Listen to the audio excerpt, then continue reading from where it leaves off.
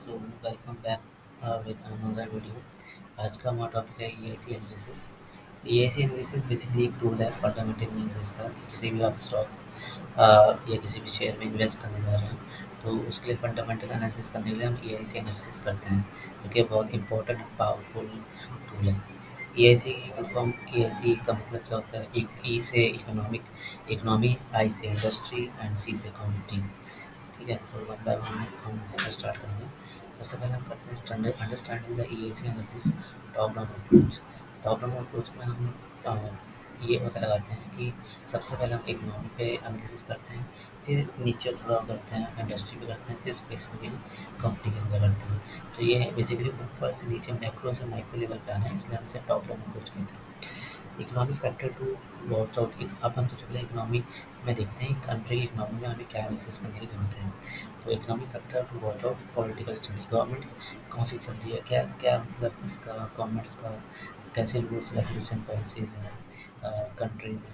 तो अभी के फिलहाल देखा जाए तो मोदी गवर्नमेंट है, तो काफ़ी ठीक ही चल रहा है सब कुछ, अच्छी इकोनॉमी चल रही है। ठीक है, और जीडीपी देखा जाए तो हमारी जीडीपी जो है कंटिन्यूसली बढ़ रही है, और कुछ ही साल में हमारी वर्ल्ड की थर्ड लार्जेस्ट जीडीपी भी हो जाएगी। तो ये भी एक पॉजिटिव साइन है लाइक इंडिया में इन्वेस्ट करने के लिए।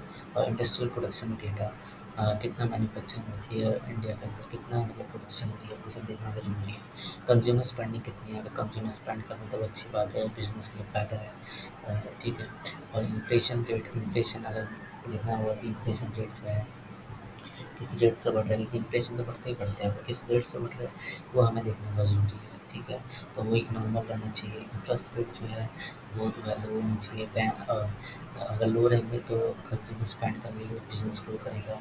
बट अगर वहीं इंटरेस्ट रेट हाई रहेंगे तो फिर बिजनेस को लोन मिलने में मुश्किल होंगी और काफ़ी ज़्यादा कंज्यूमर की स्पेंडिंग भी घटेगी। तो आरबीआई की वेबसाइट से हम इंटरेस्ट रेट के बारे में, रिवर्स रेपो रेट और रेपो रेट के बारे में पता लगा सकते हैं। कंज्यूमर प्राइस इंडेक्स के बारे में पता लगा सकते हैं। एग्रीकल्चरल मॉनसून जो है अच्छा रहना चाहिए। Balance of payment, import export, हमारा एक्सपोर्ट ज़्यादा होना चाहिए, इम्पोर्ट कम होना चाहिए।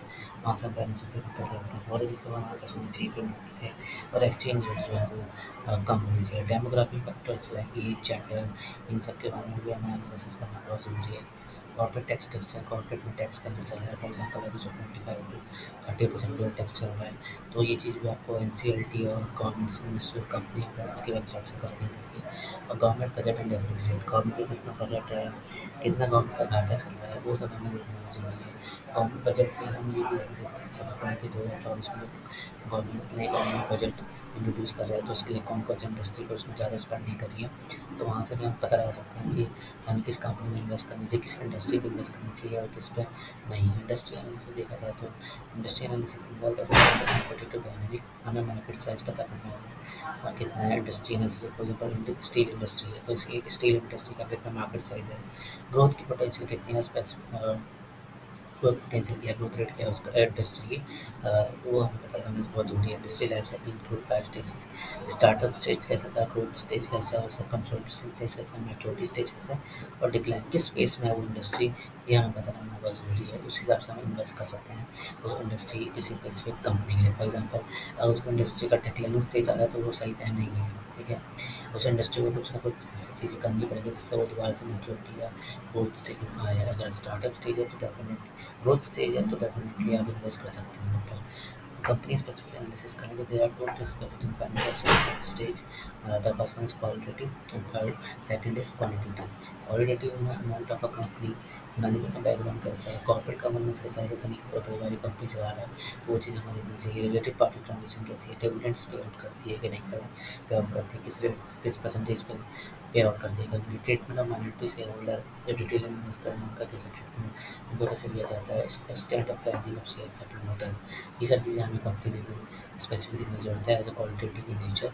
क्वान्टिटेटिव की बात करें यहाँ पर पूरा आपका फाइनेंशियल स्टेटमेंट्स वगैरह आ जाते हैं, प्रॉफिट वगैरह आ जाता है, जैसे revenue and its growth, pricing power, margin, profitability and its growth, dividend pay out, debt, cash flow, working capital and financial ratio and investment.